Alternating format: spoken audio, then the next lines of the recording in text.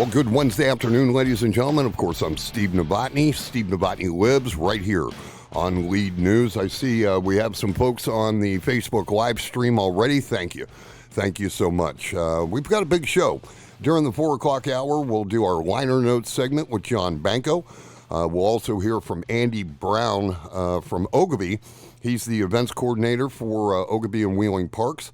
And Andy's going to tell us about the planning that it is taking place for live events this summer, and that includes one of my favorite festivals here in the entire valley, Oglebay Fest, because that it was created. Oglebay Fest, ladies and gentlemen, was created as a thank you from Oglebay, and then they added the resort in there, and I think that confused a lot of people. That's out now because it is the People's Park, and I do believe.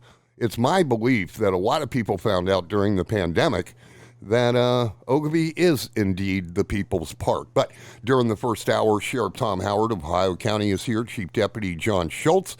They are in the most historic studio, or the oldest studio, in the city of Wheeling. Hey, my house was built in 1889, man. I like it. Yeah. Go ahead and pull that mic a little bit more towards you. John, I think you're okay. This is bringing back some memories. Let me hear you, Tom. Can you hear me now? It's okay, yeah. Yeah, memories of what? We used to do like this, remember hitting Wednesdays with you a while back. Yeah, and your Wednesdays every other week, he's not going to forget this time. I'm trying. I'm contacting him all weekend long, John. I'm texting him, and, when that's the case, I always think, all right, how to make him mad. Or, and then all of a sudden, I finally hear back, and he's all booked up, and we couldn't do it, every other week. But here you are, and now we'll go every other week because not only do I enjoy the conversations and all the information that you put out there to the public, I know the people appreciate that too. And we've heard that exact sentiment over the last few years since we started doing. Actually, more than a few now, almost 5, right? It's been a while. Yeah, it's been. Yeah. Because you first started coming on the show during your initial campaign for the office. Yeah, I was on. Before I even I was on before I even took office. Yeah. And then we came back and we started doing a 2-week segment the whole We're time. definitely over 4 years. Yeah, it's been. It's been 4 years. We're over 4 years now. You didn't miss a whole lot. Sometimes it was inevitable. Sometimes John just came in. Sometimes just you, Tom, and.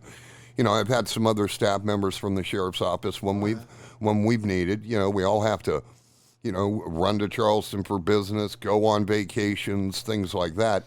But in your position, and that's something that I've written about. I know the visibility of the Ohio County Sheriff's cruisers allow a lot of people to believe there's 100 of them because, especially when you go to the Highlands, you're guaranteed. To see a cruiser up at the Highlands. You just are. If you go to the Highlands and your plates aren't up to date, you're an idiot. Because somebody's going to see you. That's just the way it works. And so, take that for what it actually means, ladies and gentlemen. Visibility was a big key. Yeah. When I said that before, and that's why we still have every cruiser's marked. We don't have any unmarked cars. Had several. Isn't there one with a fade? There's one. It has a fade, but it's still marked. You can still see it. County Sheriff on it, but yeah, and that's just because it's an SRT vehicle. That's it. Yeah, that's the one I saw. That's actually our command vehicle for the SRT. That's why it's. See, you moved that mic, and now you're not. I'm not. Okay. Do you see the little pushy thingy up on the stem? See that little push? Don't push it. Okay. You see it? Yeah. Okay. That's the front of your microphone. That little pushy any thingy. That's the front of your mic. Make sure, and you can move them. I did. Granted, they're more expensive. Well, yours isn't all that expensive. How about that? I think you can hear me a little better. Move it a little bit and bring that pushy thing to your mouth. There. Are you right in? Is the pushy thingy in? It's there. You are. There we go. How's that? There you are. Jeez. Well, I'm used to other setups. This is a nicer setup, so I just got to get used to it. That's right. And I love that you're here. Let's just go ahead and put it out there, the disclaimer. Ladies and gentlemen, throughout the pandemic, I have continued working with these gentlemen for Lead News. All those fantastic photos everybody loves of Interstate 70 and the construction, I couldn't have taken those photos without their help. So once again, I thank you guys. And you know what? I love going out Bear Rock Lake. Our road trips. Yes. Yeah, I love going out to Bear Rock. I had mentioned it before, but, time is what it is. But as soon as we did it last week, where do you want to go? I said, let's go out to the lake. Let's go out to Bear Rock. And that story came out right around noon today, because, I have a lot of memories. You guys have a lot of memories of Bear Rock. Absolutely. But it's, and I loved to see how many cars. But unfortunately, with busyness, you get out of the stuff that allows you to relax. And fishing was one of the things that I always did to relax, just get away. And again, busyness doesn't always allow that to happen. Going out there, I am now committed. Mikey and I are going to Cabela's over the weekend. We're buying new poles. And anytime one of y'all's deputies come out or you guys come out, depending on the day, of course, but you could see me and Mikey pulling out some fish. That's good. I love it. I love fishing. I do a lot more in the summer when we go over to the lake with my kids, and that's a huge thing there to me is get them fishing. They love it, and I enjoy it. And it's the idea of having family time. But that's what I did when I was growing up. We did a lot of fishing. We did hunting too, but we do a lot of fishing, and so it's a great time, and that's what everybody needs to do. I agree. Just kind of go, hang out, take your mind off it. And one thing that I did find out when I was researching Bear Rock Lake, not only are there 4 lakes, like you told me, but you are permitted to night fish as long as that's what you're doing. Correct. Like if your deputy goes out there and, he rolls up and he sees somebody with a lantern and there's a car in the lot, your deputy's going to go over, and as long as he's licensed and he's fishing, there's not going to be a problem. No. It's the extracurriculars that get you in trouble that you're not fishing. Yes. Exactly. Yes. Yeah, and the litter, the parties, the fact that alcohol is prohibited, that's all in the story. I really enjoyed writing that. And I hope, now that I've mentioned it on the show, I hope more people go ahead and read it, not because I want the numbers, but because they can be reminded what we have here. There's a lot we have in this valley that people they forget take advantage about. Of. Yeah. They forget about it, and that's just the fact that, you get used to it. And it's like going on vacation. People come here for vacation because they don't have that in their area. That's right. Everybody on here, we don't have nothing to do. There's a lot to do, but you just they don't want to do that repetitiveness here, so they do it sometime. And I get that, but, during the pandemic, there were a few times, and of course we quarantined, we did what we were supposed to do, but there were a couple of times when I looked at Michelle, and I'm like, get me out of here. Can we just go take a cruise? And we did. We took a cruise, a walk, call it what you will, up in Oglebay. And I think a lot of people did the same thing because of the crowds that I saw. And I think they were reminded during the pandemic that Oglebay is the people's park. I just told my wife yesterday, I'm going to start walking the trails again. We used to, when we first got married, we kind of got away from that. I'm like, let's start that up again. Again, you're out of the way, you're in the woods, and just take advantage of it. How many counties have what we have? Oh. Look, Oglebay's gorgeous. It's huge. Then we have Wheeling Park, too. So how many have 2 major parks in their city, county? I mean, it's just amazing. When I was growing up, Tom, I was so infatuated with Oglebay, and I grew up at the bottom of the hill along Edgewood Street. Me and some friends, if we were not attending like sports camp or day camp or something, and we were old enough, back in those days anyway, we would go out on the edge of Edgewood right at Bethany Pike and stick our thumbs out. We'd be on the chapel or the temple side. So if they wanted to pick us up, they had room to pick us up. And it happened every time. Back in the days when hitchhiking was not the threat it is today. I mean, and that's just another fact that makes me so darn happy I am the age that I am, because I got to grow up when I got to grow up. I feel bad for today's kids. we've gained a lot over the years, but we've also lost a lot. Oh yeah. And it's just some stuff that we did that all of us growing up Pick up was games totally of baseball different. and football when you Yeah. get done with school. Yeah. I mean, Listen, my mom would say, here's your grapefruit or here's your bowl of cereal. Here's $2. Buy burgers for lunch at Burger Chef and get out. yep. Biking everywhere. I mean, it was. We has either changed. ran to where we were going or we biked to where we were going, and it was usually not very coordinated. So you would jump on your Huffy and cruise your neighborhood looking for your friends. I even think that's to a degree is a lost art, riding the bike. I can remember we would do the Junior Fire Police Academy sometimes. I felt like I was the bike mechanic for the first half of the day. Yeah, yeah. How many kids did Teach not them how have to ride. bikes? Yeah. Didn't have a bike. Or to Yeah. how to Didn't ride know how 'em. to ride. We were teaching them how to ride.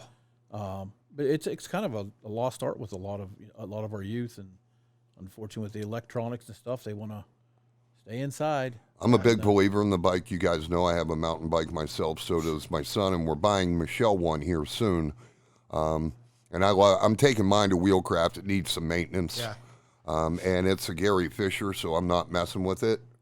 Okay, you know what I mean? I understand. Like, I'll fix my wife's Huffy or whatever it may be, but when it comes to my Gary Fisher, that was an investment. I mean, I don't know how much they are because Gary Fisher merged with Trek. I don't know how much they are these days, but back then, I'm talking a $700 bike. Oh yeah. Yeah, you know I'm a biker with that. And I got to thank my children. It was a Father's Day gift. But even trying to go around right now, the trails are kind of hard with limited what you can get on. Yeah.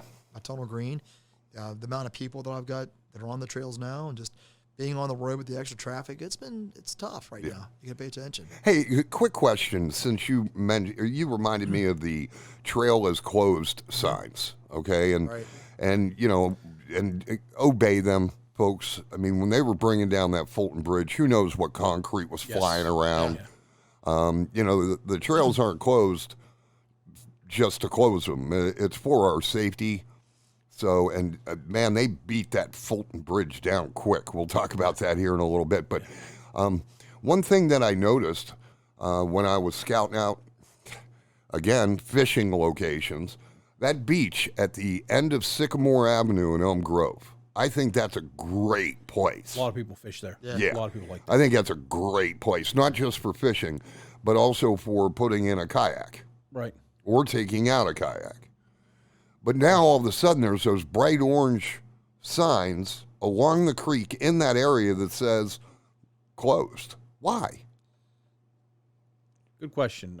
We don't know about that. Okay. So we'll have to look into that. Okay. See what's going on. You know it's going to be construction related Yeah, somehow. there's I figured.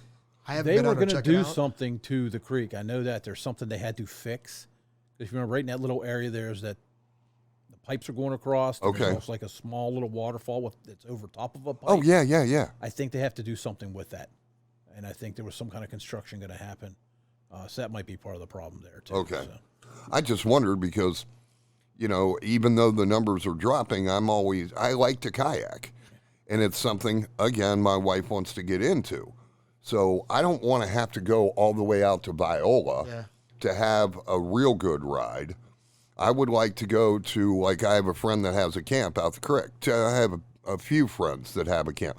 I would like to put in at their camp and then float down to, say, Kroger, because I'm not going near the I-70 construction.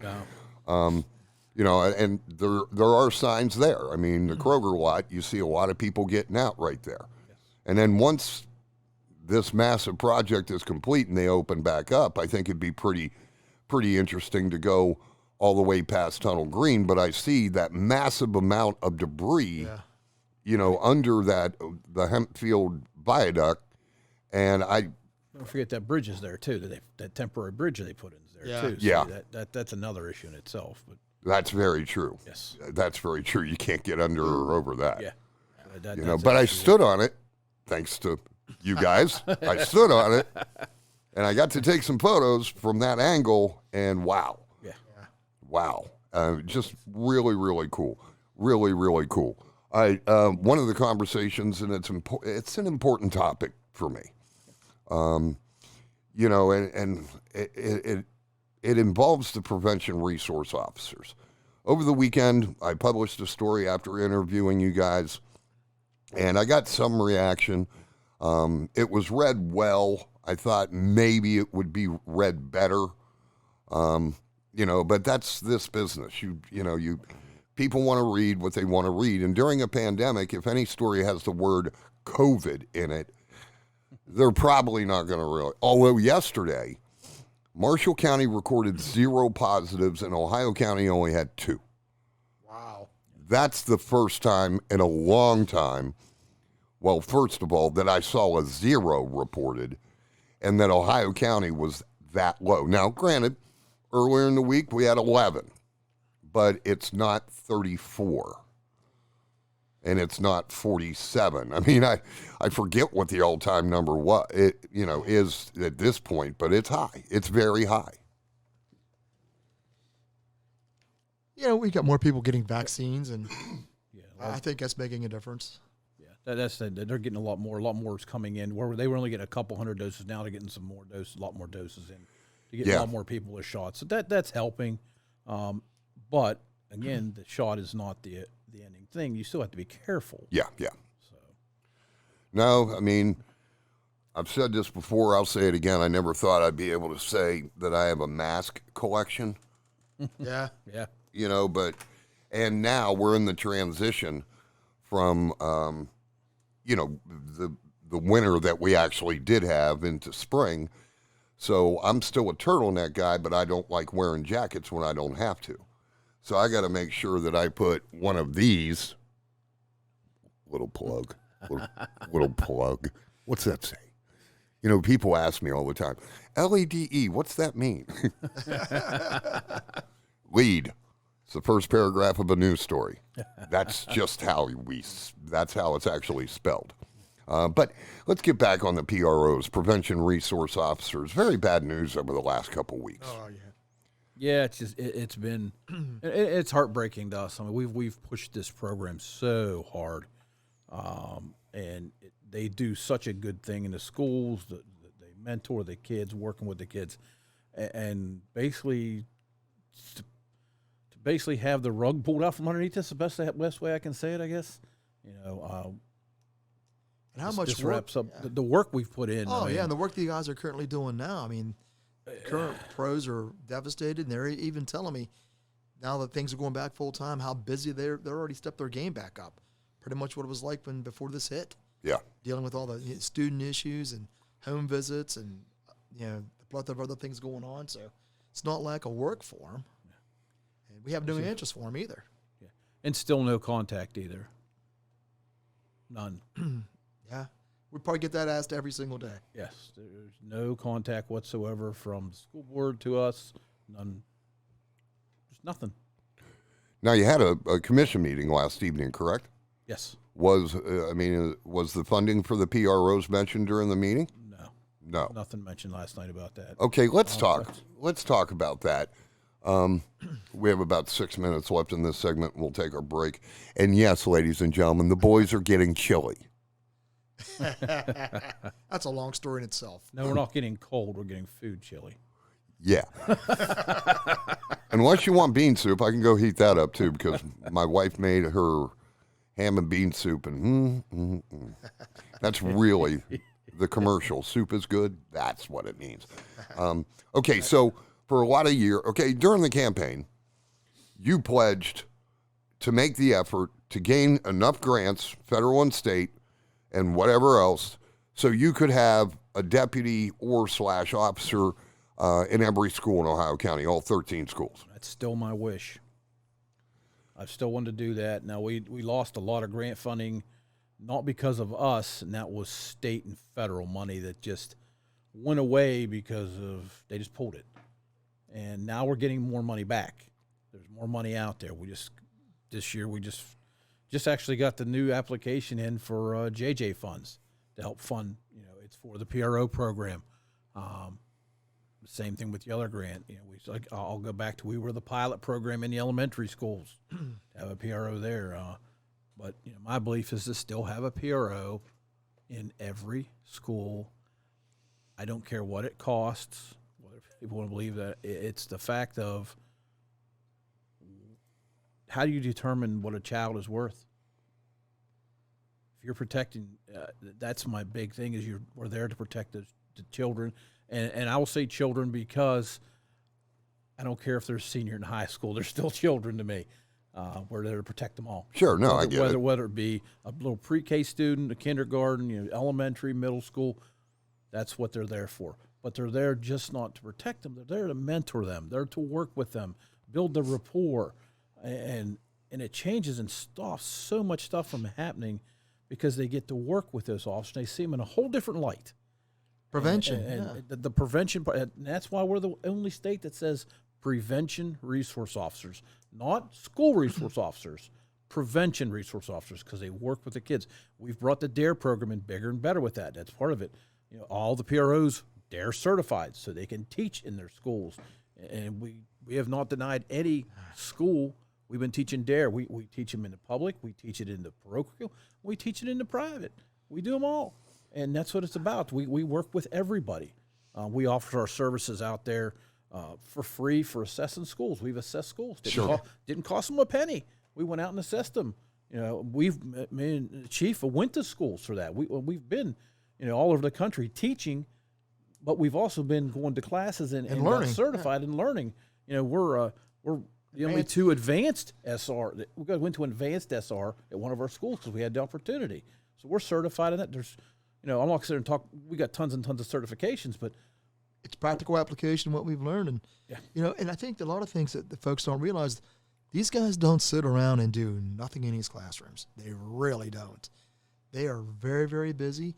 Just yesterday, I was on the phone with them for a couple hours. Just things go on behind the scenes. You hear about different fights going on in the community. These guys are checking things out, making sure the schools are safe, communicating with each other. We were in a conference call several times. All, hey, what are you hearing? Is this a problem we're hearing with, groups of kids fighting? Or is something we need to address? No, we got to handle all it now. No one knows what we do behind these scenes. And their day doesn't stop when school's over. Oh, no. I mean, they're there for multiple events, but even after that, at nighttime, they get calls all the time. Sure. Overnight, hey, this is going on, and they act on it. There's been things that were supposedly going to occur that they went in early and stopped it at 5 a.m.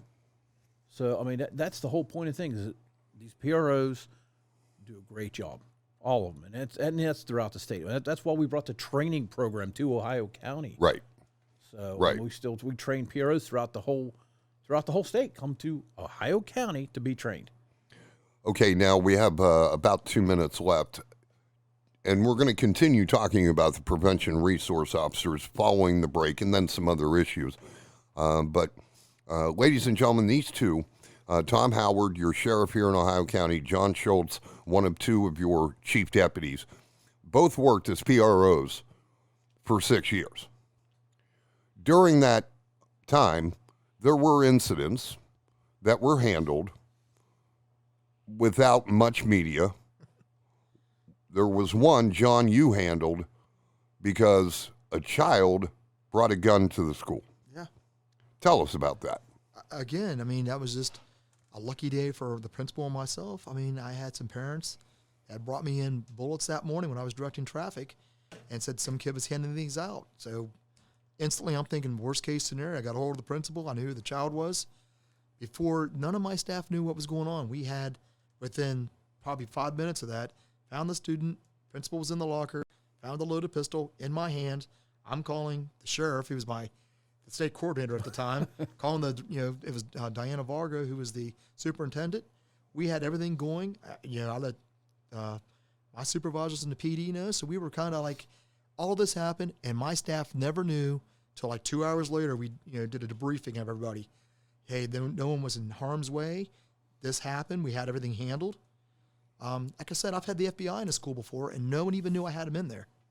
John, why would the child bring a loaded pistol to school? I had different stories than that. Did he want to show somebody? We investigated, couldn't prove that he was intimidated or being threatened. So we never got a direct answer as to why he did it. But, we had to deal with the repercussions of, with juvenile courts. And, and again, we coordinated with downstate. So being the PRO, it was sent out. The coordinator in Charleston knew about it. Other PROs knew about it. So when we see these situations, it heightens everybody. Like, reminder, these things happen. Tom, what about you? What have you dealt with? We've got a minute. We had multiple, I'd say multiple knives. Knives? They bring knives and you know, where they were, you know, heated arguments and maybe mad from the day before, so they were coming in, they were going to protect themselves. But there's so many inner workings. I mean, the amount of knives we took off, we'd find out first thing, and we'd start early in the morning, boom, get it real quick.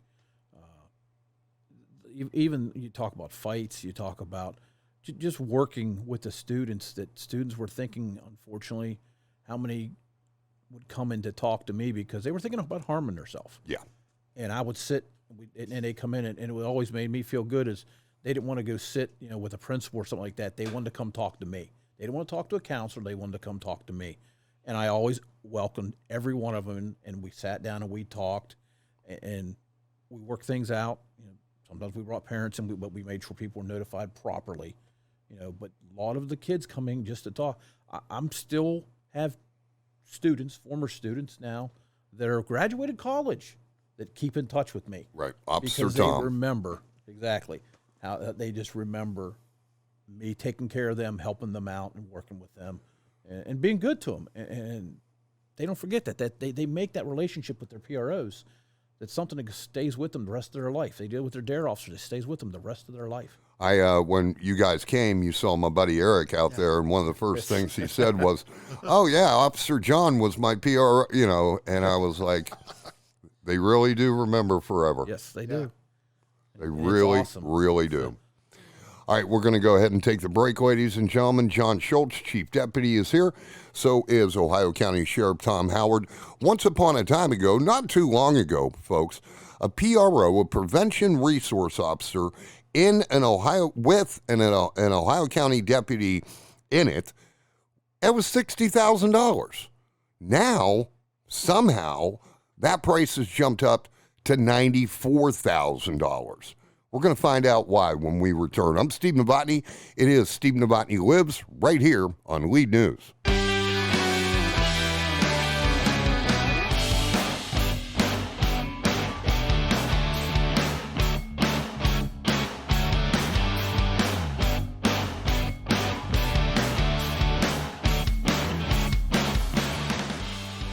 Welcome back to the show, ladies and gentlemen. Of course, I'm Steve Novotney. Let's see.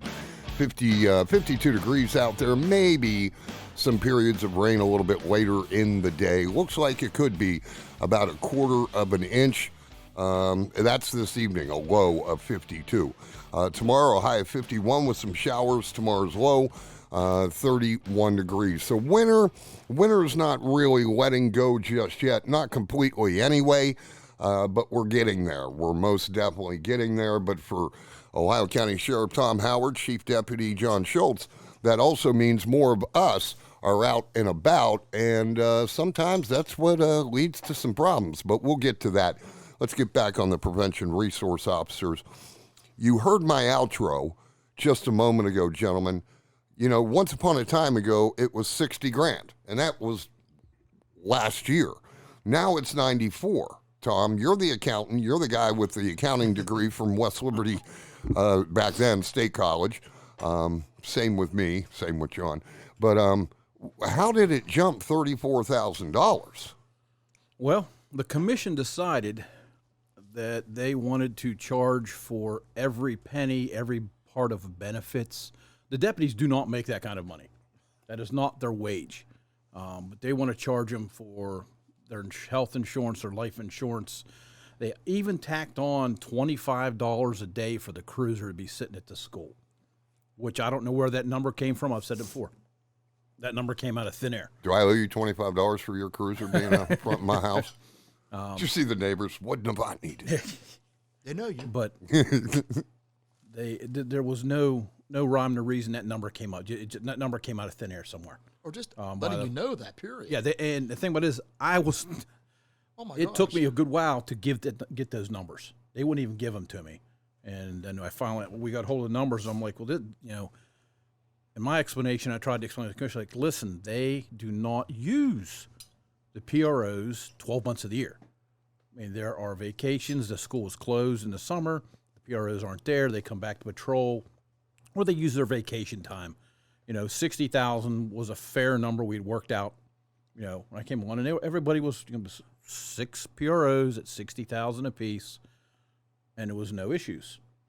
Then now between the new school board and the commission, this has came up. They wanted to change some things in the contract, and all of a sudden the commission decided they were going to make them pay for everything. They tried to say that they made that agreement years ago. I was like, well, this is what we were charging them. There's no agreement changed. And then that's when they changed the contract, and they decided they wanted to charge them every penny that they could for the PROs. Then that got into a battle over that. Not with me. That's between the school board and the county commission over money. And then it was determined that, Wheeling was under 50,000 per person because Wheeling decided that it's worth them being in the schools, and they're going to, they aren't charging them as much. So the city was basically saying, no, we don't mind because we know we use them, let them use the PROs all the time. So they took that money off, Then we got as much grant money as we could. We also got that. So that came off of that bill. We used to get more. At one point in time, you got 25,000 per officer for the grant. That's dwindled down to like 15,000. So we got, and they only did a couple officers because the money kept getting cut down. Well, now there's more money coming back into the program, and if I could have been involved in those negotiations, I could explain to them, look, this is coming back. I'm on the boards downstate. I know what's coming. Let's work this. Just leave it alone. But again, I was not involved with the negotiations at all. I didn't turn it over to them. They decided to get involved themselves. The previous administrator wanted to do some stuff, and they started work. And then, of course, nothing got. This should have been done last July. Now, I do have something that they said that wasn't approved, but was signed by the former Commissioner McCormick and Ms. Miller, that was signed on that contract for us to send downstate. But then they're trying to say now that they weren't ratified by the board, they weren't ratified by the commission. Like, you guys both signed off on them for the grant.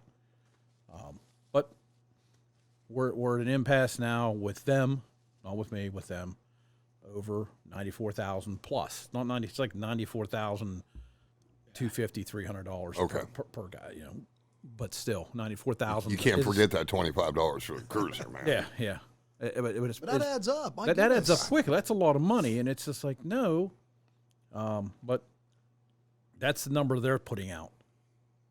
Like I said, the deputies don't make that kind of money. I mean, a lot of people have asked them. You don't make that kind of money. No, I don't. I make a lot less. I don't. Yeah. And that doesn't directly go right back into you. And that goes back to the general fund. That doesn't even come to the budget. My budget, that goes into the general fund. That money goes back into the general fund. It's just not, that number's not right to me. I think it's way too much, and I think that it all came down. And do I understand the board a little bit? Yeah, well, if you can get, $50,000 officers instead of paying 94, I kind of understand a little bit. But I'll tell you what, these deputies I have in are invested. They're invested in the schools. They work hard at it. They love the schools. They love working with the students, and they finally ratified their one contract just for this year, and they said they immediately wanted the Middle Creek officer out. And I'm like, well, why? But they wanted him out. They only wanted 5. So, unfortunately, before the school year ended, we had to pull one deputy out, and that was out of Middle Creek. And that, teachers were upset. The parents we know they're upset, and the students, especially the students that he worked with on a daily basis, did a lot for that school. And then the day after that happens, we get an email saying, oh, hey, since there's not going to be one at Middle Creek now, can you send out one for traffic in the morning and the afternoon and make sure they check in stuff going on in the school? Like, you just told us to pull them out, now you want us to put one back. So that was kind of different. But again, the contract money woes are with the commission and school board. I want the PROs in the school. That's just flat. I want PROs. And we still don't know. I mean, we keep seeing things in the paper, and we're getting asked daily by the guys and by the public. It's like, no, I don't know what to do. I can't sail the ship, and you can't do anything with it. Here's one thing I'd like to. I had to have my budget, and they were told through the commission, through the attorney, I need to know so I can work them in my budget. before it's due. We'll have you an answer by Friday. Tuesday, as I'm presenting my budget, I still don't have an answer. Budget's done. I waited till the weekend to do it, so I spent my whole weekend doing the budget to make sure it was right. Didn't get an answer. Was mentioned at the budget hearing once I started presenting. Well, they contacted me at 4:30 and said they maybe might want one or two. I'm like, well, that doesn't do me much good right now in the middle of me presenting a budget. And the sadder thing about this, I have been friends with them, with your Minute County, with your superintendent and superintendent, assistant superintendent, I'll get it out, for years. And we had one small meeting once this started, thought it was all fine, and we've had no further contact. No phone calls, nothing asking, hey, Tom, can we do this? Nothing. Besides that email after they decided to have the PRO. But it was just an email, but no calls. Nobody's saying, hey, we need this July 1, or what can we do July 1? Nothing. Not any word whatsoever from them. Can this be fixed? Yeah, it could be fixed. Be fixed real easy. But how do I make a decision when I'm not involved?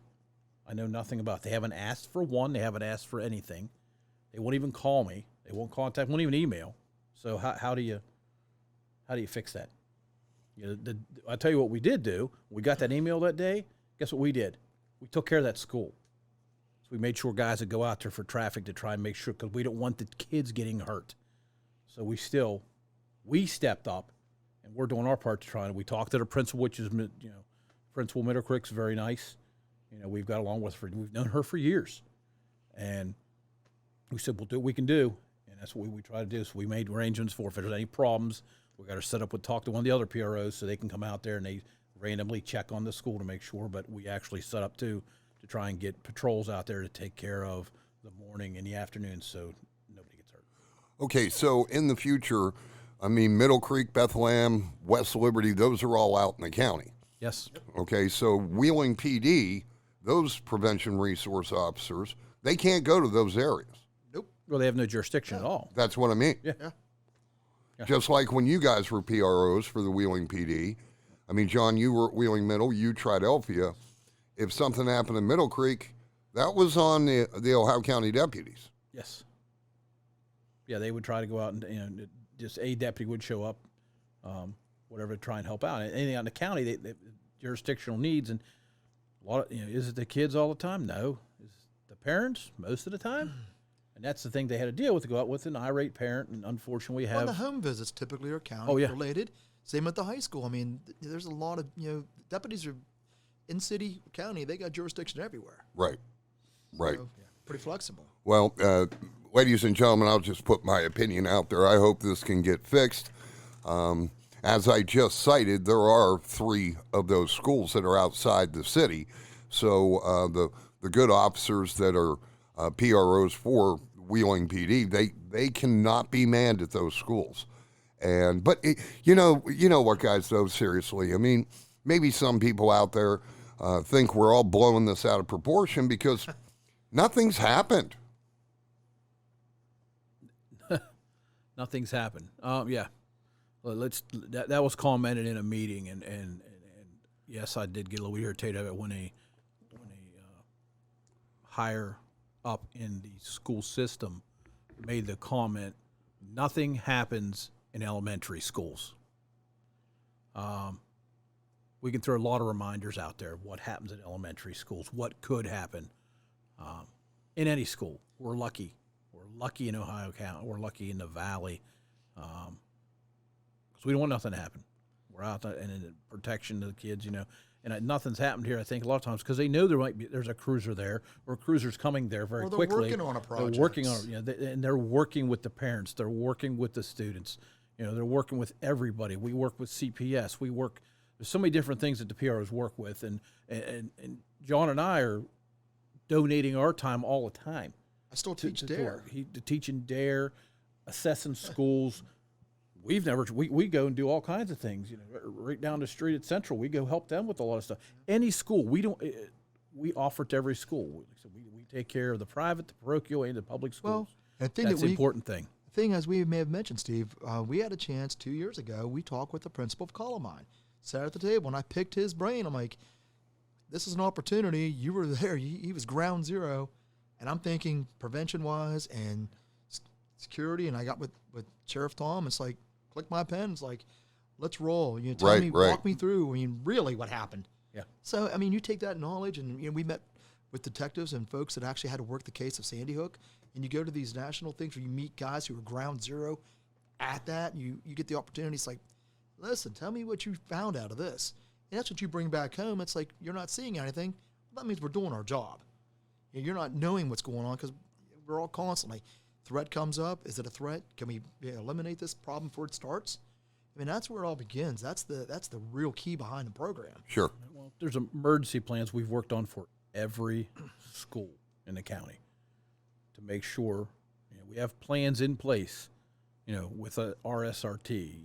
Wheeling has stuff in plans. We have these. Everything's worked. That's why we want to know what's going on in schools with all the the construction stuff that's going on. Everything's going to have to be revamped. There's just so much stuff that the inner workings are there that need to be done. And there's a lot of parents out there that want their kids protected that are upset about this. Sure. So it's a shame. I still get. I don't know what to say about it a lot of times. It just gets. Can I say? I don't want to say. Do I get aggravated? Yeah, because I've put a lot of heart and soul in this. Chief Schultz has put a lot of heart and soul in this, and so do my PROs. We all do this because we care about the school system. We care about the kids. A couple phone calls we could rectify and go in a positive direction. It's just resolve conflict. That's what we do. Yeah. Well, I am one Ohio County resident who hopes that phone call comes. Let's switch topics. We've got about 4 minutes, gentlemen. I-70, the Fulton Bridge is gone. Yes, it is. I mean, you never have the opportunity to see the rest of your life. Yeah, go take a look, folks. Seriously. Be safe wherever you take that look, but gone. Don't do it while you're driving. Do not do it while you're driving. I know. But, it's so funny. When we are on the nice, smooth westbound lanes, it makes me jealous. We go over the ramp, of course, for the 16th Street, West Virginia 2 South. And although Michelle can't look back, I look back. And what an amazing, that's a photo we need, bro. Yeah. That's a photo we need. But, you were surprised, John, you were surprised as well when they met the deadline. Yeah. Yes, they did. I mean, westbound even opened before the deadline. Yeah, and I'll admit, I was not a big proponent of them being able to make that deadline. I did not think they were going to make it. Right. And they did, so kudos to them. I mean, they went out there and they did it. And, they're hitting her hard now, so hopefully have some good weather to keep it going. I mean, we got a timeline on this side, and then the rest of the project till October of 2022. Yeah. Is that how far? Yes. Because you've told me that before, Tom, and then I grabbed, bear with me, folks. Well, I actually grabbed my notes the other day as I was going through, sorting out some stuff I had because I was going through a bunch of paperwork, and budgets and stuff, and I found my notes when the planning was October of 2022. Okay. The end date.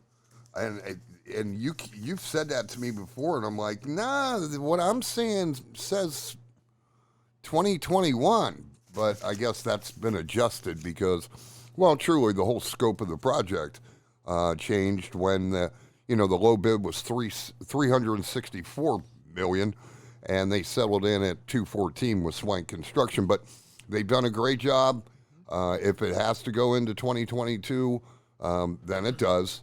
We'll have the speed limits, we'll have the traffic pattern changes and everything. And the traffic pattern, ladies and gentlemen, is about to change big time. Yes. Because the ramp coming off of I-70 eastbound into downtown Wheeling, that's going to close soon. Real soon, yeah. Yes, it will.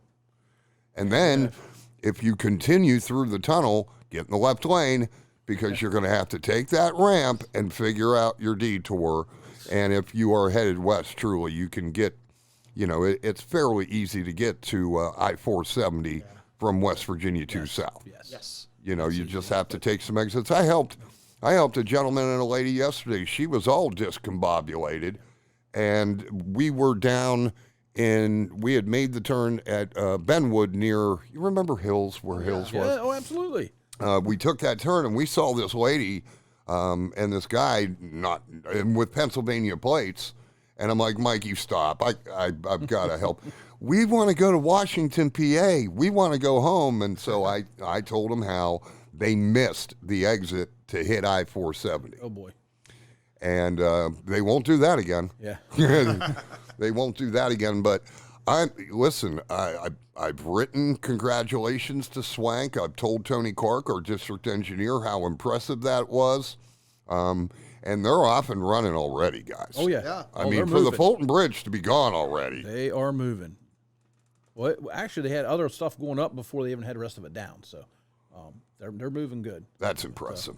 But those original notes I found and thought of you because I found them when the new bid came out, and it's a meeting we had about it. It's October 2022. I was like, I knew it's when they were talking about it. Okay, all There's right. just a lot of other stuff has to be done in this whole period Other of time. than those bridges. Other than those bridges. That's what's going to be the extension of the whole project being completely done. We've got to go October out 7 2022. yet. I mean, all those areas. Yeah, we have a lot.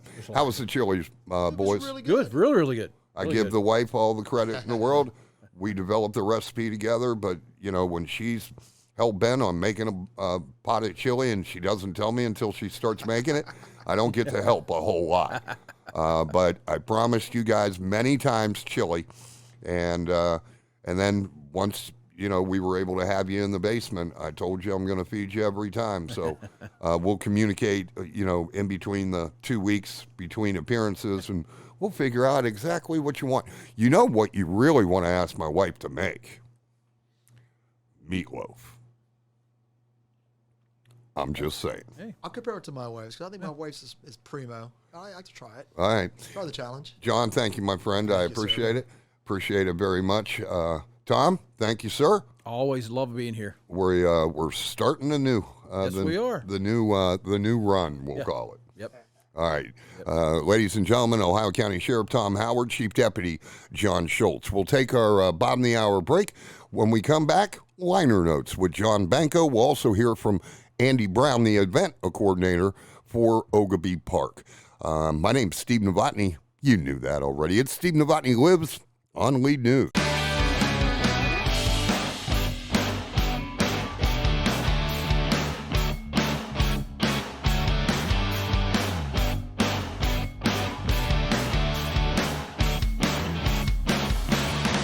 Ladies and gentlemen, if you're like me, missed going to live performances of our local musicians at all the venues, at the parks, on the waterfront, down at Center Wheeling, miss it a ton. It's been pretty much a whole year. In fact, it was St. Patrick's Day last year when people, really decided, okay, if we're going to go, if we're getting locked down, we're going out St. Patrick's Day.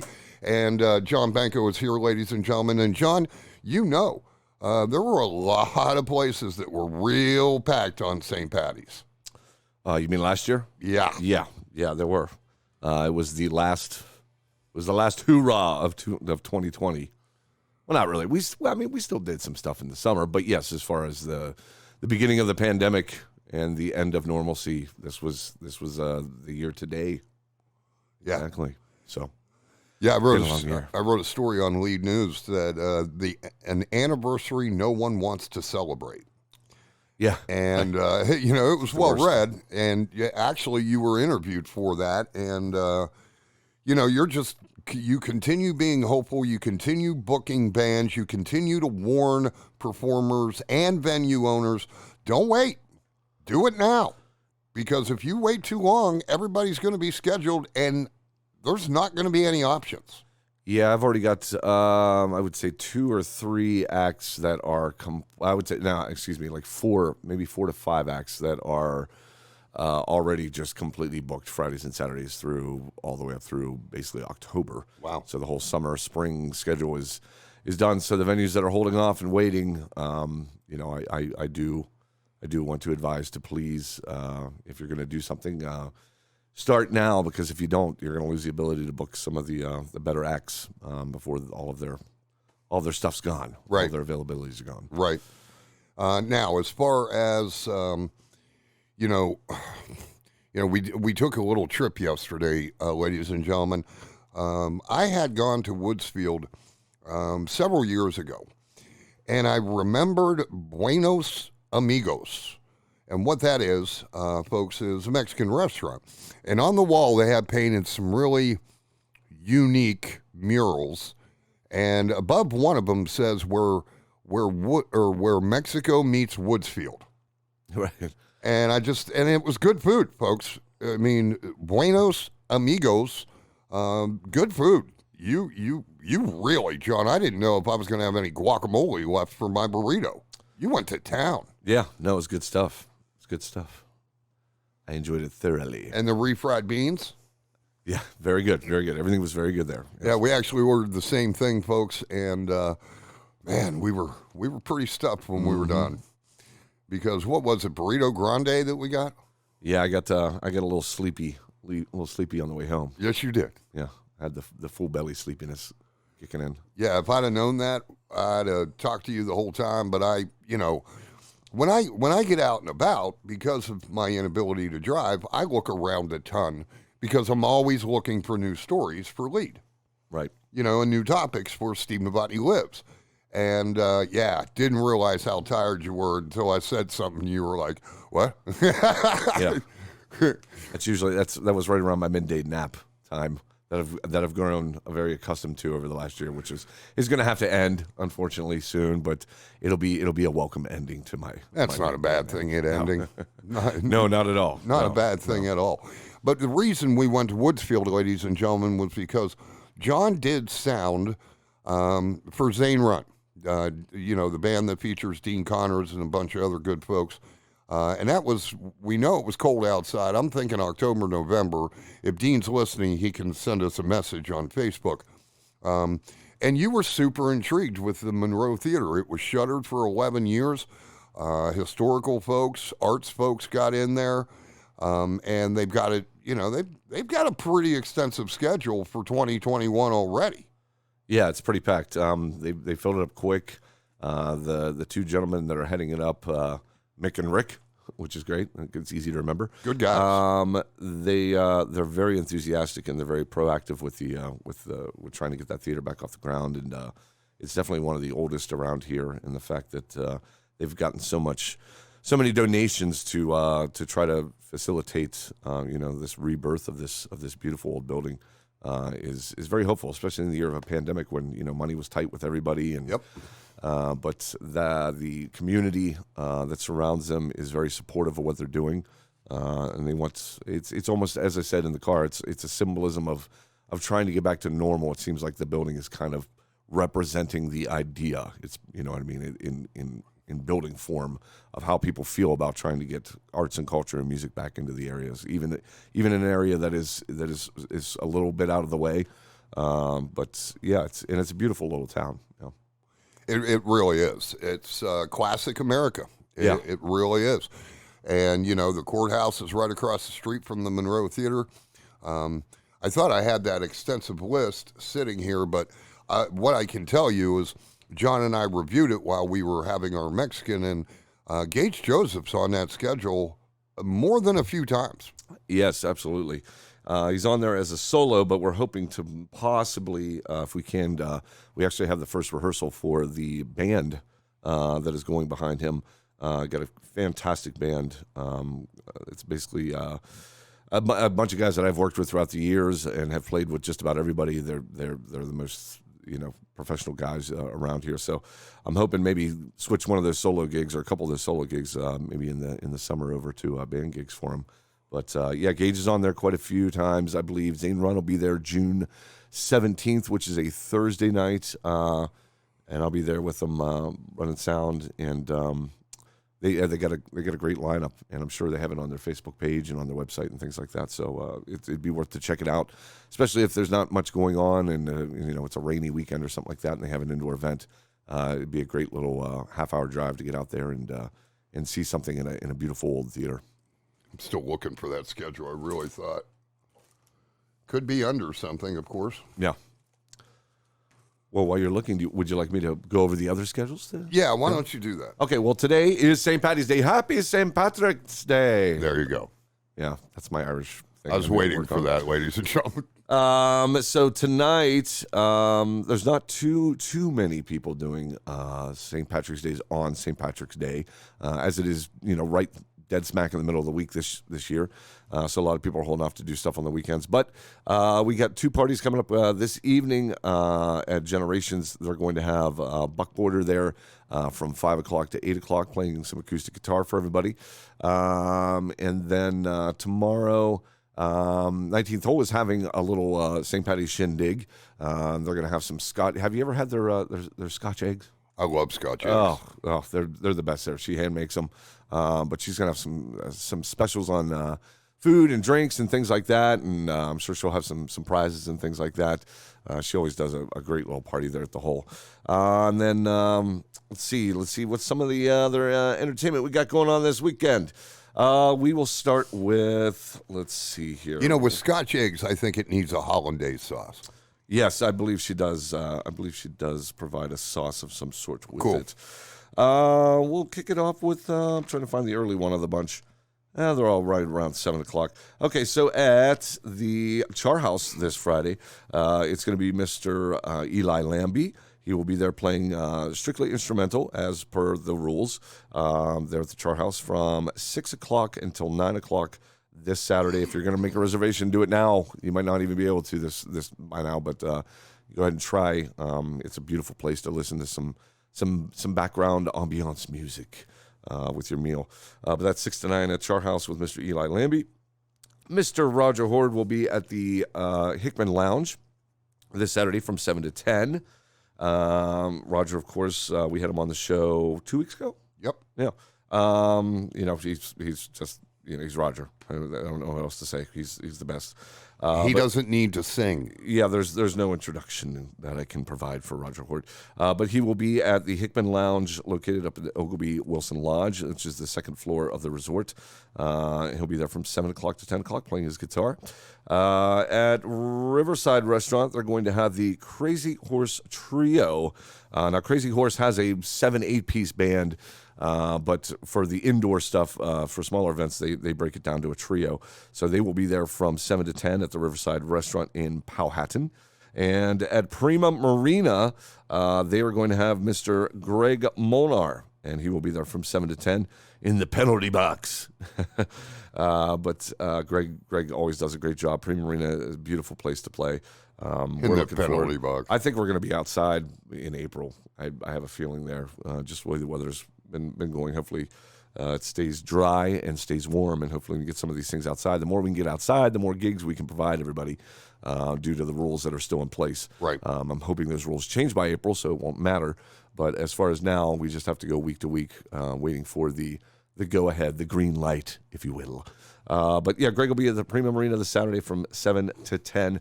So that's about all that's going on. There's not a ton of St. Patty's Day stuff this year. I know I had there was some venues. River City was going to have a big band, and I heard some other places were going to try that too. And they either cut it down or they just cut it completely due to the rules not being changed yet. So, which is unfortunate, but they're playing it safe, and I give them credit for that.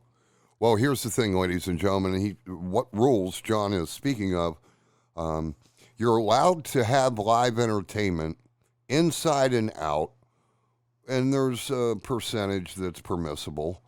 But you're not allowed to have vocals, in other words, somebody singing.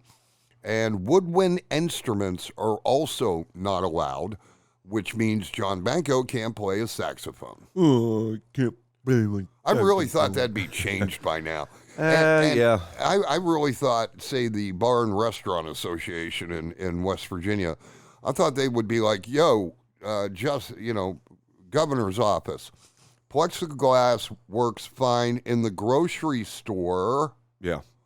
So what about plexiglass on a stage? Right. And a lot of people have prepared for that. Yeah. A lot of people have prepared for that. They've invested money. They've built structures and things like that. And some of them they're allowed to do it. The smaller ones, it's a little more difficult to put in a giant plexiglass structure like you would at a bigger venue. Right. But now outside, once it gets warm, that rule doesn't apply. You can sing, you can play, you can do whatever you want.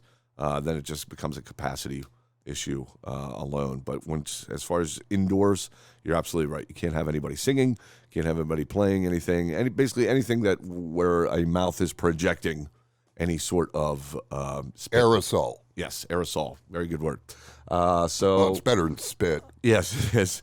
It's spit is the layman's term. But yes, I'm really hoping the weather sticks to the plan here. It looks like we're going in the right direction. Unfortunately, at night it drops 30 degrees in Wheeling from the 60s, so it's still not really a good idea to have music. But like tonight, it's going to be in the 50s tonight. So an evening like tonight would be great to have something, you know what I mean, on like a deck or a patio or something like that. And a lot of the venues don't even have those things ready yet. You know what I mean? They're either restructuring them or they're redoing them or they need to clean them up just because they've been sitting in the winter. And everybody knows that when you let something sit in the winter, it quickly deteriorates. Yes, it does. So I'm sure everybody's scrambling, not expecting the weather to be what it is. Because last year, March, it was freezing all It month. was. Yeah, It was. It was a bad March. So I think everybody thought it was going to be the same. And it's looking like, we might get through this month and not have any more snow, hopefully. Let's all cross our fingers. And we can get into April, and we have a nice dry April and May. Because years past, May was always the struggle bus as far as, all right, let's get everything outside. Let's do some center market. And we'd all get there, and we'd set up, and then it rained. And then we'd have to scramble and throw over equipment in the trailer. And so May was always a tough one with weather. So I'm hoping this year we have a dry, as we did last year. Last year was incredibly dry. Last year would have been a perfect year for music. There was no precipitation whatsoever last year through May through almost all of August. I remember I had all my friends that bought their kayaks. They're like, yeah, I'm going to go kayaking.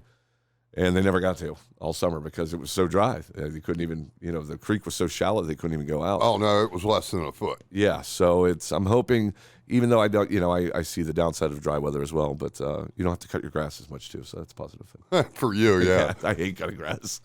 Hate it. Now, you speak of this time of year, my son, Michael, it's his most dreaded time of the year because he loves today it's, 65 outside. Yeah. And it's only going down to 52, but then we have a high of 54 and then a low of 31. Right. And it's kind of like, and it kind of drags me down a little bit, too, because of my sinuses. I'm the same way. I've got a deviated septum, and they go crazy whenever I can't, when it goes from 60 to 30 in a day. Or 35 to 70. Yeah, or the opposite, yeah. Yeah, without a doubt. Now, so we're pretty much status quo where we were last week. No vocals, no woodwinds. Yeah, everything's the same, unfortunately. But everybody's real excited. Yeah, I'm hoping maybe they just wanted to play it safe for St. Patty's, knowing that everybody's propensity to go out on St. Patty's. They didn't want to add fuel to the fire of what was already going to happen naturally. So I'm hoping maybe after this week, the St. Patty's Day stuff, is in the past, and they'll start to maybe curtail some of those restrictions. RJ Gaudio says, hey, Steve. Hey, John. Hey, RJ. Troubadour. The Troubadour. There you go. He's booking, too. Yeah. He's getting some gigs. He's up at the West Spa here pretty soon, from what I understand. Mm-hmm. Got him up there, I believe, in April or maybe the last one of March. Yeah, it's the last one of March. We got him there next Saturday. It'll be Hickman Lounge next Saturday. Now in April, if it's warm enough, we're going to start moving him outside of the spa, the patio. No, excuse me, not the spa, but the patio. Now, John, are you familiar with? We're talking about the Monroe Theater. They're going to have, they're having events. We stopped by the Riverside. They weren't open, but, great new addition, nice area for the band to play. What are the differences as far as the precautions, the mandates from Governor DeWine's office? What are the differences between the restrictions in Ohio and the restrictions in West Virginia? I don't want to speak too much because I haven't really read detailed. I know that in Ohio, they were allowing live music to happen, unlike we are doing, but they were telling bars you have to be closed by 10. That was their thing for a while. And that because COVID-19 is more contagious after that. Yeah, well, it's like a gremlin. You don't want to, you don't want to feed it after midnight. So it's now they changed that in Ohio to where they're allowed to stay open late and have live entertainment. So as far as I know, it's kind of they can do whatever they want over there. I don't think they're really restricting. There might be some capacity things. I doubt that, like, say, if they had an outdoor event at Riverside, that they would allow to be at full capacity right now. I maybe they are. I would have to look into that. I know Ohio changes stuff, but they seem to do like a big thing, and then they won't change anything for a while, and then they'll do another big thing. Whereas West Virginia's doing like little incremental things week to week. And we're two different states. They have a much more massive population over there, and they have huge population centers like, you have Columbus and the three C's in Toledo. Yeah, Cincinnati, Cleveland. So they're dealing with a much different world than we are when they do a state restriction as West Virginia does, because our biggest city has as many people as Ohio State's university has. You know what I mean? That's true. So now West Virginia obviously a little more restrictive. So that's the big difference as between the two states that I see. There's always been music going on over Ohio this whole time, in some way, shape, or form. Right. There's just not as many venues out there, and I personally don't go out that way when I'm booking. As of yet, I'd like to expand that direction, but I really wanted to focus on the Ohio Valley directly right here in Wheeling first, and get the guys working around here before we expand it out. And even the ones they had out there's only like 3 or 4 total that you can get into. So once they book up, you can't take all 45 people that play around here and try to squeeze them into one place over a 3-month period. Right. No, I get that. So, I mean, with the numbers and with Tom and John, the sheriff and the chief deputy, I cited the report from Ohio and Marshall counties. Marshall County reported 0 yesterday. Good. Ohio County only 2. The total of 2 in the 2 counties is the lowest it's been in a very long time. Probably since the beginning, right? Most likely. Yeah.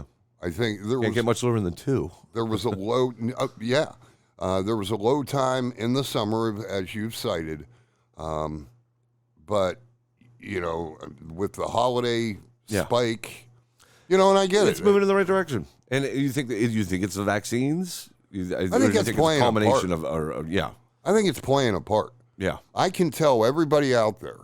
Now my parents are older. We've got an aunt and uncle older. My editor's older. So in my mind, I really couldn't feel right getting vaccinated until everybody I just named is older than 70. Right.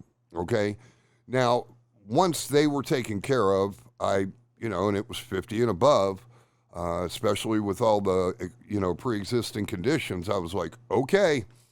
So I got my shot, and I get a second vaccination on April 1. I've got the Pfizer.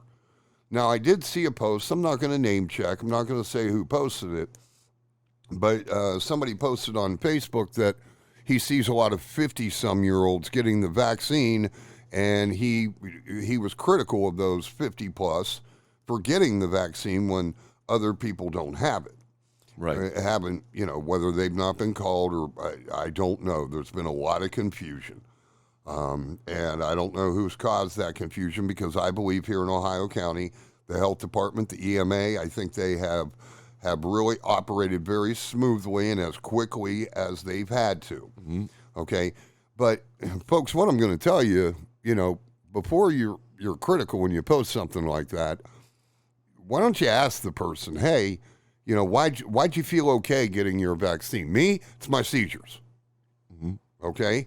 And plus, I want to be as safe as possible and vaccinated as soon as possible because of the age of my parents, my aunt and uncle, my editor, and everybody else. Yeah. I'm not going to rip the mask off. When you see me out in public, I'm going to have my lead mask on or a Pirates mask, whichever. And I'm not going to quit the precautions, but I fear that a lot of people will. Right. I would say the one thing I've seen directly affected is the trivia. So we had our first trivia night last night at Generations. We had a couple mock trivia things that we tried. We couldn't get enough teams to come.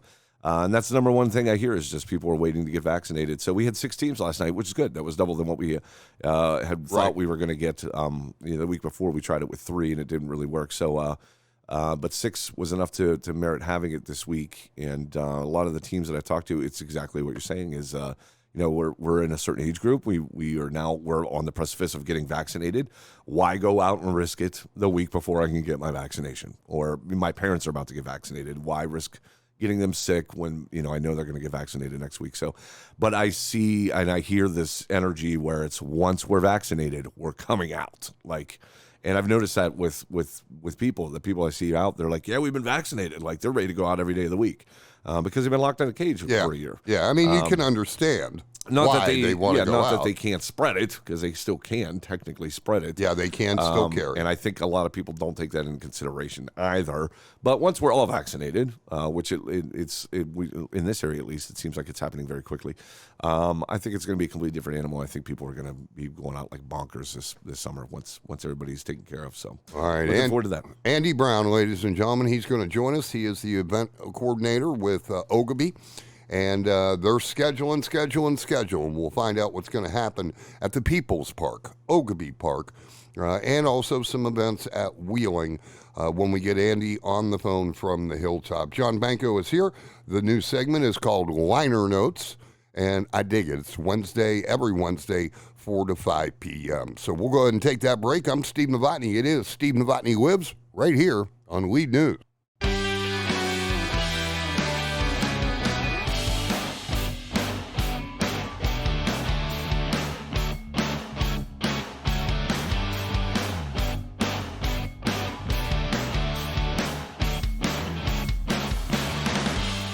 Welcome back, ladies and gentlemen. Second segment of Liner Notes with Jon Banco. Final segment of today's show. Of course, we'll be back on Friday, 3 to 5 p.m. And on Friday, let me look real quick. I've got James Guy to talk politics. It's from the left and from the right. I would represent the right. And at 3 o'clock, my good friend Donnie Atkinson, of course, he's a former Wheeling City Councilman. I call him my municipal political consultant. And there is plenty to talk about as far as the city of Wheeling is concerned, especially after yesterday's explosive Wheeling City Council meeting. Now, Jon Banco is here. John, why don't you tell us a little bit about Andy, and we'll bring Andy on. Well, I got the pleasure of meeting Andy, I believe it was last year, right around this time. Is that correct, Andy? I think it was the first time we met. Absolutely. Yes, and sir. It was me, him, and Mike Potts had a nice little lunch, and we went over the whole Oglebay concert series, along with everything else that I'd been doing previously with Oglebay, and me and Andy just hit it off, and we worked through last year with the pandemic, just going back and forth, our texts and calls, just dealing with, are we going to be able to do this? Are we not going to be able to do this? What are the rules? And it was kind of a touch and go thing. Yeah. But he was extremely hands-on and proactive of trying to make things happen up at Oglebay, and he's got a lot of great new ideas, and he's just working his butt off up there. He's got so many cool things that he has implemented up there. One of the, just for example, the Festival of Lights. Putting sound to some of the light structures all around the park. I drove through with my kid, and it was a total game changer. Really made the lights come to life. Yeah, it was amazing, and it was such a simple thing to do. I'm sure logistically it wasn't really simple to wire all that and get all that working, but that was just for example of some of the things he's been doing up there. And I'll let him explain more throughout the segment about what he's got coming up and going on week to week. But he's always trying to get something fun going on. He's like the fun police off of Club Trend. Yeah. He's just Thanks, John, it's for sure. great. Yeah, absolutely. All right, now, Andy, tell me, I mean, last year had to be just one of the most frustrating years of your career. I can't even put words to it. It was interesting, exciting, and very depressing all at the same time. Like the smallest rule change, we acted like it was the biggest thing in the world, and it was almost comical. We're like, oh my God, can we sing? We can have music, but no, they can't open their mouths. It was just every week we're waiting for something different. And the way things are going this summer, we were thrilled. And last summer was fun working with John and getting the concert series. It was eye-opening to me as my first year here. But the concert series we did on Sunday, even pouring down rain, we only had 3, but the one was pouring down rain. I mean, it was as busy as you could be with socially distanced. People were wading through the rain. Just, I was like, this might not happen. They did not care. It was just, it showed a lot about Wheeling, and people want their live entertainment, and there's so much talent here, and we just need to let people hear it. I'm very excited to be on the show and start talking about what we got coming up. Well, Andy, I'm sure that since it's your first year, I was talking a little bit about this earlier when I was pre-introducing you as a future guest. One thing that I saw, and I'm not 100% sure when you started in the position, so maybe you didn't see it, maybe you did, but, when we were under the stay-at-home order and, we're being all careful and everything, taking the precautions, there were more than a few days, usually on the weekends, when I would look at my beautiful bride and say, get me out of this house. Absolutely. Let's go for a cruise. We're not really going anywhere, but let's cruise around. And obviously, as I told you previous to your appearance today, Oglebay is one of my most favorite places, and so it was always one of my suggestions or wishes to travel through Oglebay. Mm-hmm. And I remember very distinctly Father's Day last June. I asked my son, my wife, I was like, can we just take a cruise through Oglebay? And what then I found out about, the park was packed, Andy. It was packed. The Absolutely. Picnic areas were packed. People were going about it the way they needed to go about it. I was super impressed. And it just reminded me that, and it made me hope that local Upper Ohio Valley residents, whether they're from Wheeling, Ohio County, Belmont County, down in Marshall, or up in Brook, they were reminded that Oglebay truly is the people's park, as Colonel Earl Oglebay meant it to be. I mean, did you see the same thing? Absolutely. It was, that's what we kept thinking. We're like, well, we advertise every week, Lindsay and our marketing team, they put these videos days and we say it's your park. And as we were looking at last year, it got to be about 3 weeks before. Actually, it was right on Memorial Day weekend. I'm like, we got the feel for what people really wanted. And yeah. Pretty much we understood that they wanted out of the house. They would do just about anything. And as long as we could give them an area to let them social distance, they were going to turn up. They were going to turn out. And that we added fireworks. They never did them on Father's Day before, so we added them in. And yeah, those were great. All the locations. All the fireworks up at Oglebay. Andy, all the fireworks in that bowl near the lake, they're just fantastic. And I know the pyro tech guy that you use, we call him Sammy the Bull. Absolutely. Make sure Sammy's the guy that just keeps coming back, because wow, does he put on a show. He really does, and it's just awesome, and it's always a little bit more than what we expect. So we're always like, oh, this will be 10 minutes long, it'll be this many shells, and somehow they always throw a few more, and they put on a great show. They really do. And with the lake sound that we have down there and the sound system, it's just, as soon as you can put that to music and people can connect to different memories and everything they used to have and what they did when they were kids with fireworks, it brings the family together, and it's fun for everyone. It's awesome. Yeah, it really truly is. Now, Andy, you tell me, how many different venues are you scheduling for up at Oglebay? And then, and are you scheduling any for Wheeling Park at the same time? Yeah, it's a great question. We actually met I'll go over Wheeling Park today. We just met today. We're finalizing. It's our 95th year. 95 years Wheeling Park. We've been partners with and working with them, and so we are going to do a flashback Fridays every Friday down at Wheeling Park. This is all in the works, so things will still be changing, but especially as the rules changes. But we're planning on doing flashback Fridays. We'll kick it off on Memorial Day weekend. We'll be doing the Doughboy dedication, the new statue that was put in this year, and there's a lot going on. We're planning fireworks, a band, inflatables for the kids, adding some different tournaments, some miniature golf tournaments, some glow golf. Just a great Memorial Day weekend to kick it off, and then that will lead through the rest of the year on Flashback Fridays. Every Friday throughout the year, we're planning.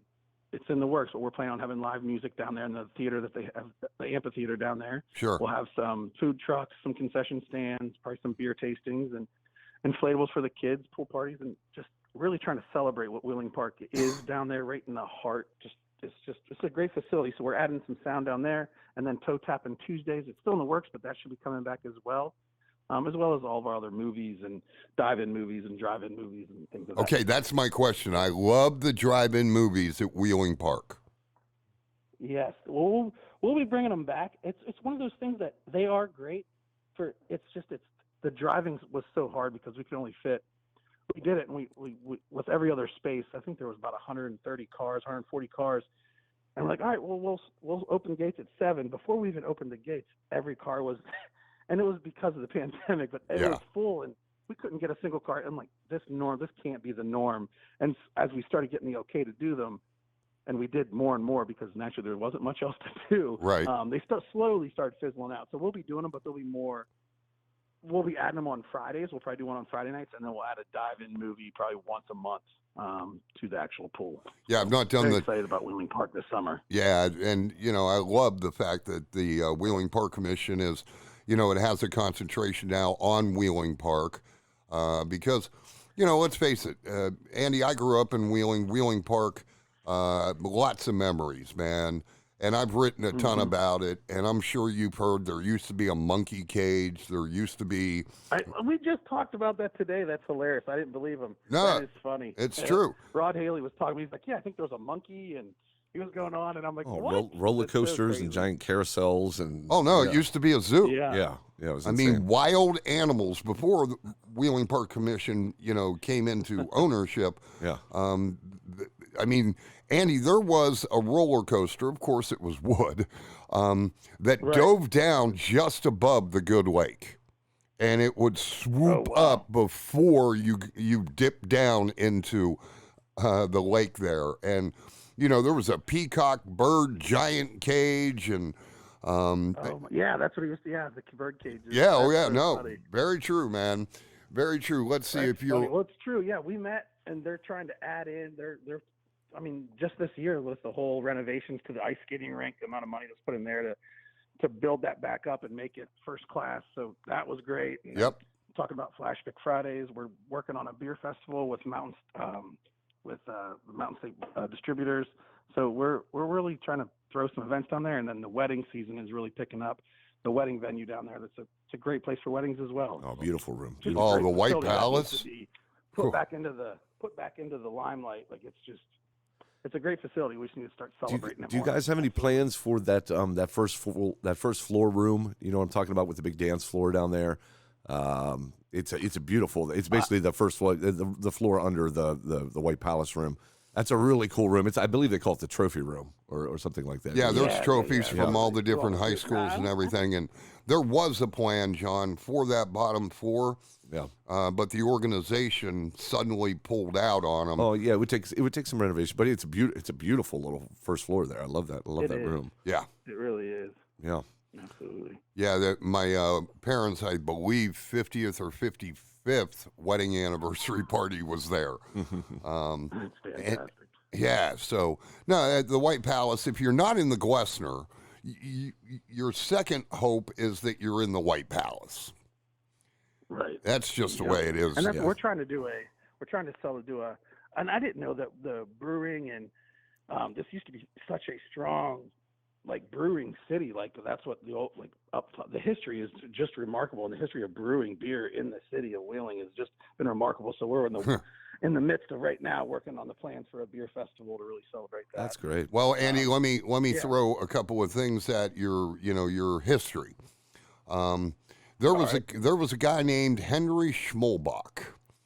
Okay. Schmolbach, the Wheeling Pit Building, the 12-story building in the middle of downtown Wheeling, was actually the Schmolbach Building. That's how successful his brewing company was, okay? Wow. And then in West Virginia in 1914, Prohibition came into play. Mm-hmm.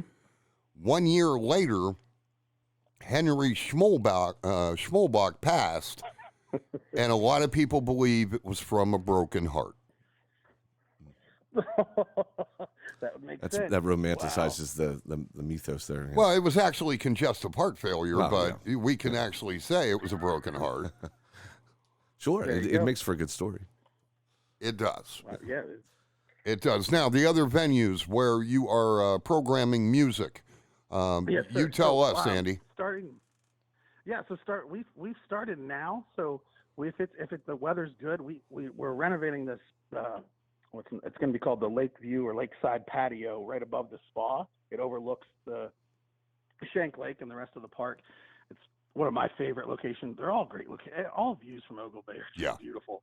But so we're starting there already. We started last weekend. If the weather's good, we'll be out on the patio. We'll be having live music then. And if weather's bad, we'll be shifting into Hickman Lounge, and it'll be acoustic or instrumental. Sorry. And so we started that already. But all throughout the whole summer, we have a brand new like a pop-up restaurant basically that'll be going. This is all not advertised or out in the marketplace yet. You're breaking news, Breaking brother. news That's right what here. I like to do. And just teasing it. We are putting a kind of a pop-up. It'll be a permit, but basically add another food venue out to the spa patio, so you'll be able to get your sunset drinks and happy hours and all that, as well as live music that'll be there every Saturday night. So Beautiful. that is going to be fantastic. And that then was on one of the major things that people wanted last year when we were doing it was Yes.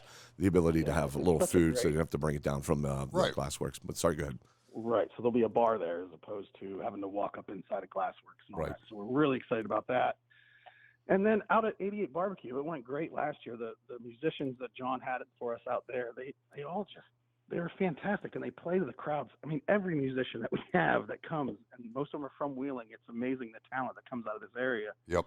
And they play to the crowd, whatever the crowd's listening to. If they like it, or if they don't like it, they change it up. And the reviews we get on the live music is remarkable. So we know that's one of our main staples, and we're going to keep pushing it. So we'll be starting it. That might start in May. It just depends on the weather and how early we get the barbecue open. But that'll definitely start Memorial Day weekend through October out at 88 Barbecue every Friday night. So it's a great night. Last year we did long drive competitions and just tips from the pro while the golf was still in, and it was just a great Friday night. So we're bringing all that back. And then on Thursdays we'll have a little bit of live music. It'll be off and on down at the lake. So we'll be doing that, and more of like a lake after hours type of thing. And then we'll also be doing some music at the Crispin Pool. We'll be adding some adult hours, which adults, we got a lot of reviews last year. I wish there was some times where we just had some adult time. So we'll be adding some of that in this summer, as well as putting some music down there. So we're really excited about it. And then naturally, so starting on Thursday, we have music, Friday music, Saturday, and then Sunday we'll finish it all off with our concert series up at the amphitheater, which I have yet to see a full-fledged where we can actually pack it in and stuff. I'm hoping this summer we can not have to rope off every other seat and do that. But if we can, I'm really excited to see what we got, because we've got a lot of stuff going up there. We'll have the cornhole boards tournaments, and different food trucks will be up there, the cheese melt and the pizza truck that's Wheeling's favorites. And we're just really excited to have a full season of music, and we'll have it Thursday through Sunday every night.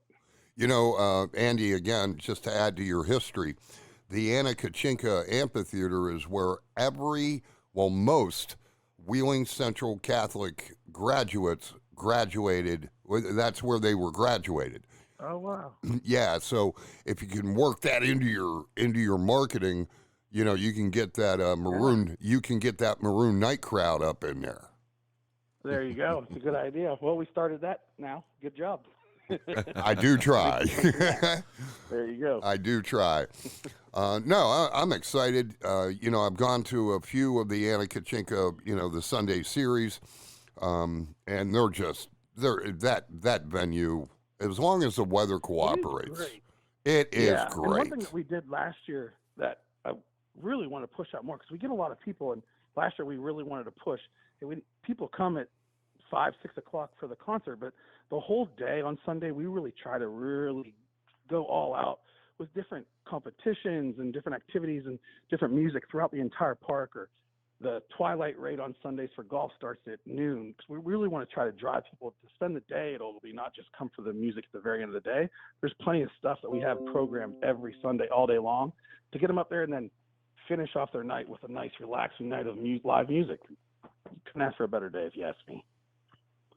Absolutely. No, I think that's a great idea to incorporate things throughout the day there and try to make it like a family event for every Sunday. And the consistency and the routine of it, the more you do it, I think it will kind of like solidify in the minds of the people that live around here that that's where you want to be on a Sunday. And that's how it used to be back in the day. Everybody would go to the park on Sunday with their families and their dogs, and it's in kind of bringing that back, especially after last year where everybody had to excommunicate themselves to their houses. I think it's going to be a wonderful thing, and I love the fact that your ideas are actually coming to fruition and you're implementing them. Because for years and years we always heard great ideas, but they never really happened for whatever one reason or the other. But it seems like you're really trying to push things through and you're getting it done. Now, do you have any like wine tasting events, or I know you're doing some trivia stuff too? You want to talk a little bit more about that? Yeah, we have 2 minutes, guys. We just finished up a big culinary series where we had some music. We did Italian weekend, we did a Baja weekend, and we had a winter wine weekend, and all those they all went very, very well. And we're looking to scale those as the pandemic starts. Looking to scale those to start growing larger and larger to invite more people. Every one of them sold out. So we had music and from that country, and then we had the food, of course, and then there's usually a social and some music at night, and they sold out instantly. So we're trying to really hope that the regulations ease up, and then we'll start scaling along with that and continue to do this throughout the fall. So there's going to be plenty of culinary events. The wedding season is really booked up there, but we are we're thrilled. We're just every day we're listening to Governor Justice to see if anything changes, and we keep adding more and more as soon as he does. And we're just really excited for the summer. Things are looking really great. Good. Andy, I do appreciate your time this afternoon. Tell everybody up at Oglebay, the Jon Banco, Steve Novotney, we say hi. And like I said, we'll have you on frequently so everybody can know what's happening up at the People's Park, Oglebay, and also the People's Park at Wheeling Park. Andy, thank you so much, my friend. Thank you, Steve. Thanks, John. Take care. Absolutely. Thanks for having me. You bet. All right, John, pretty successful show. Thank you for lining up Andy. Lots going on up at Oglebay. I'm pretty pumped. Yeah. No, he's got a lot of great ideas, and he's very aggressive about them, which is what you need to be. Yeah. All right, Mr. Jon Banco, ladies and gentlemen. The segment is Liner Notes, and not a bad show today. We had Tom Howard, the sheriff, John Schultz. We talked about prevention resource officers, and again, Andy Brown from Oglebay Park. That'll do it for us today, ladies and gentlemen. I will be back Friday from 3 to 5 p.m. So until then, God bless you, folks. We'll talk again.